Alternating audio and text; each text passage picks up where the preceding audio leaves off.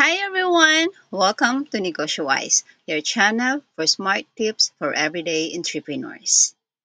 Ako nga pala si Shirley at sa video na to, gusto kong ikwento kung paano ako nagsimula from being an employee to becoming a sari-sari store owner. Bago ako nagkaroon ng tindahan, katulad din ako ng karamihan, isang empleyado. Araw-araw pumapasok sa trabaho. May regular na sweldo, minsan kinukulang pa rin. Alam mo yung OC ka o yung tinatawag na opening to closing shift. Nakaka-burn out, diba? So that was my turning point to decide na magkakaroon ako o magtatayo ako ng sariling tindahan. Maliit lang yung puhunan ko, nasa 10,000 nga lang.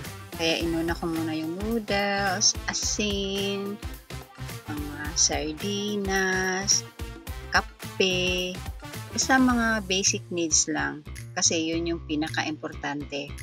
Ginamit ko din pala yung dating tindahan ng mother-in-law ko. Pero habang tumatagal, napansin ko na ang daming dapat i-manage like inventory, barya, utang. Pero I'm happy to share na ever since our store began, never ko talagang in-implement yun. And I'm so happy with that decision. Plus also the cash flow.